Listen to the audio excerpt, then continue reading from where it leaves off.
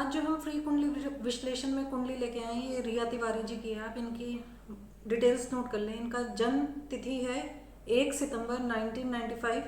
जन्म समय है 11:30 बजे रात के। लखनऊ इनका जन्म स्थान है। इनका एक ही प्रश्न था, मेन प्रश्न था इनका गवर्नमेंट जॉब को लेके। इनकी जो कुंडली बनती है वो वृषभ लग्न की बनती है, और जो इनकी चंद्र राशि बनती है वो वृश्चिक बनती है। चंद्रमा नीच के हो गए। इनके जो लग्नेश हैं वो चतुर्थ भाव में बैठे हैं, चतुर्थ भाव के स्वामी के साथ, सूर्य के साथ, और वहाँ पे ये अस्त है। इनके पंचम भाव के स्वामी पंचम भाव में बैठे हैं बुध। इनके सप्तम भाव में मंगल और राहु बैठे हैं। मंगल इनके द्वादश भाव और सप्तम भाव के स्वामी होके छठे भाव में बैठे हैं राहु के साथ। इनके सप्तम भाव में गुरु और चंद्रमा बैठे हैं। गुरु इनके एकादश भाव और अष्टम भाव के स्वामी हैं। और जो इनके नवम और दसम भाव के स्वामी हैं वो दसम भाव में ही बैठे हैं वक्री होके शनि। अब वृषभ लग्न और चंद्र राशि इनकी बन गई वृश्चिक, तो ये कॉम्बिनेशन लोग बोलेंगे कि खराब है।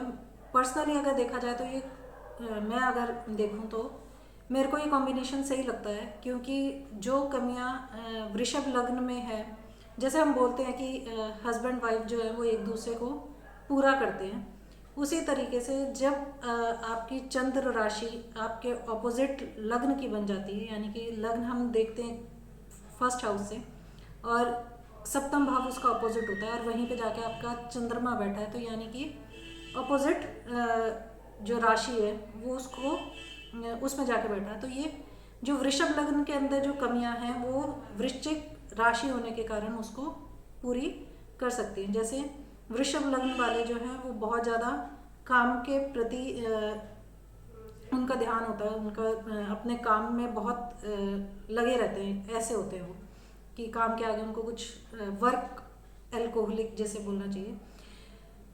लेकिन जब वृषभ राशि बन जाती वृश्चिक राशि आपकी बन जाती है, तो आप इमोशंस भी अपने उनको भी इंटैक्ट रखते हो, क्योंकि वृषभ वाले अपने, क्योंकि पृथ्वी तत्व का लग्न है तो ये अपने इमोशंस बहुत ज़्यादा दिखाते नहीं है, लेकिन वृश्चिक जो राशि होती है वो अपने इमोशंस को शो करता है, तो ये बहुत अच्छा बैलेंस आउट हो जाता है।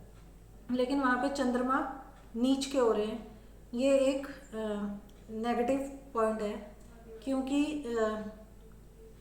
इसमें आपकी वृषभ लग्न जो है वही हावी हो जाता है। वृषभ लग्न की ज़्यादा हो जाती है, क्योंकि शुक्र जो है वो चतुर्थ भाव में दिग्बली होके बैठे हैं, लेकिन वहाँ पे वो अस्त है, तो थोड़ा सा अगर हम शुक्र को बल देंगे तो बढ़िया होगा। इनके जो दो योग कारक ग्रह हैं वो अपनी ही राशि के बैठे। इनकी कुंडली में 3 ग्रह स्वराशि के हैं, चतुर्थ भाव के स्वामी, पंचम भाव के स्वामी और दसम भाव के स्वामी।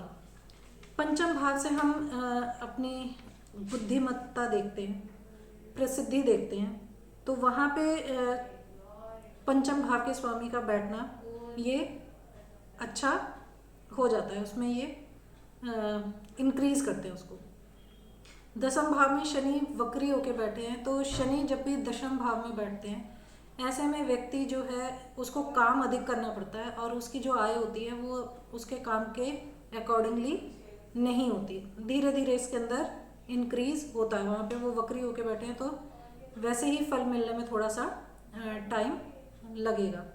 शनि जब भी दसम भाव में बैठते हैं और वक्री हैं, तो इनके जो कार्य क्षेत्र है उसमें स्थिरता आने में थोड़ा वक्त लग सकता है।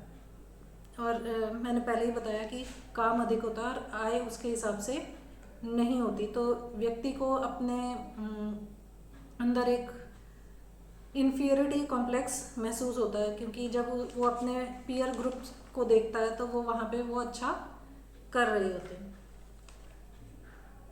बुध जो कि हमारे हम इसको जो हमारे योग कारक ग्रह जब अपनी ही राशि में बैठते हैं तो उसको हमें किस तरीके से देखना चाहिए कि बुध जो हमारा जिन चीज़ों का कारक है उसके अंदर ये इंक्रीज बहुत अच्छे से करेगा। आपको बहुत ज़्यादा मेहनत करने की ज़रूरत नहीं होगी। व्यक्ति को अपने आप ही इनबिल्ट क्वालिटीज़ उसके अंदर इस चीज़ की होंगी कि वो इंटेलिजेंट होगा, उसका सेंस ऑफ ह्यूमर अच्छा होगा, उसका फ्रेंड सर्कल अच्छा होगा, क्योंकि बुध इन सब चीज़ों को रिप्रेजेंट करता है और वो स्वराशि का होके ही बैठा हुआ है। ऐसे ही जब शनि दसम भाव में स्वराशि का होके बैठा, तो ऐसे में व्यक्ति हार्ड वर्किंग होगा, सिंसियर होगा अपने काम के लिए, लेकिन जो नेगेटिव पॉइंट्स हैं वो भी हमको देखने को मिलेंगे। इनके मंगल जो हैं वो द्वादश और सप्तम भाव के भावपति होके छठे भाव में बैठे हैं और राहु के साथ बैठे हैं और केतु की दृष्टि में है। तो ये स्थिति जो है कंपटीशन क्रैक करने के लिए तो बहुत अच्छी है, लेकिन अगर हम इसको पर्सनल लाइफ के लिए देखें, मैरिड लाइफ के लिए देखें, तो ये स्थिति बहुत अच्छी नहीं है। तो और इनके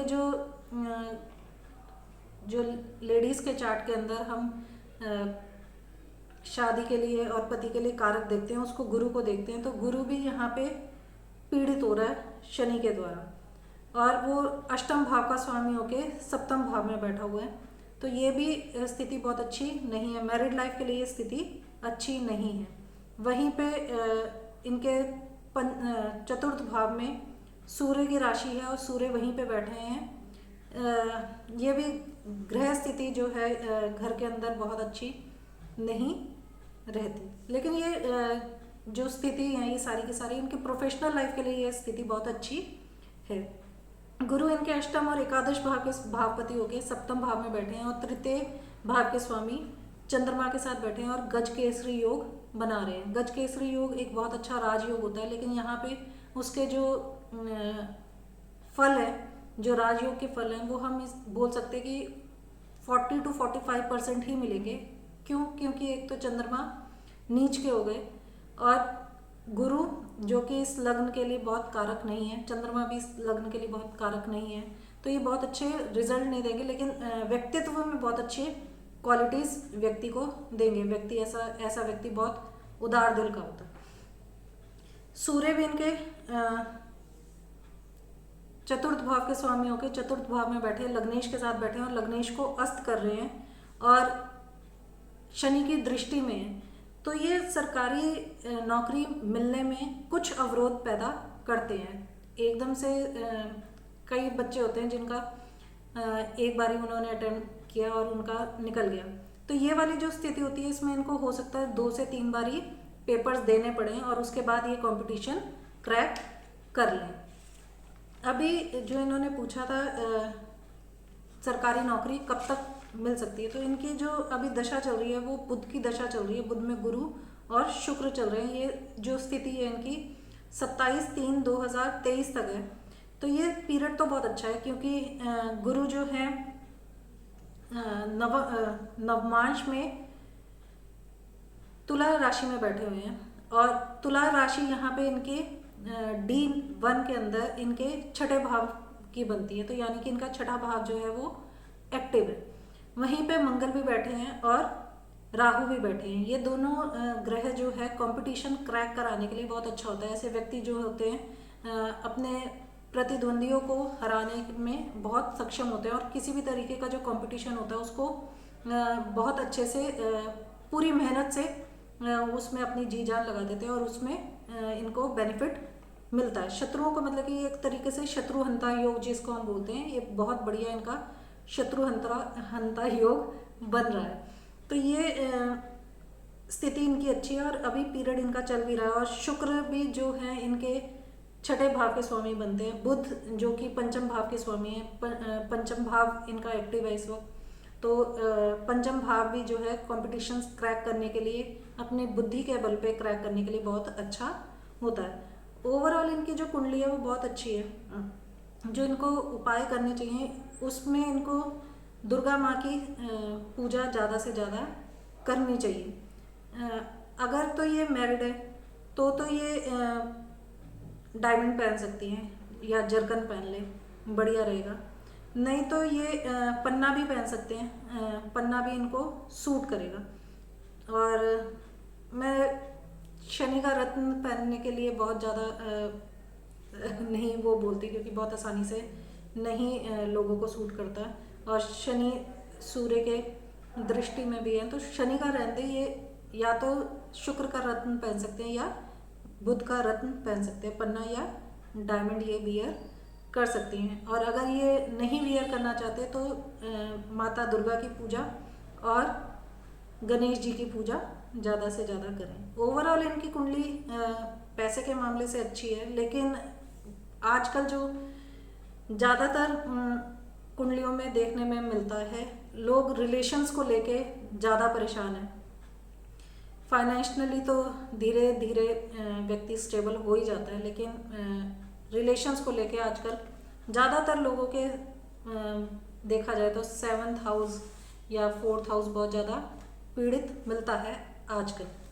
तो आज के लिए बस इतना ही, फिर मिलेंगे किसी नए विषय के साथ और नई कुंडली के साथ। तब तक के लिए खुश रहें, मुस्कुराते रहें। धन्यवाद।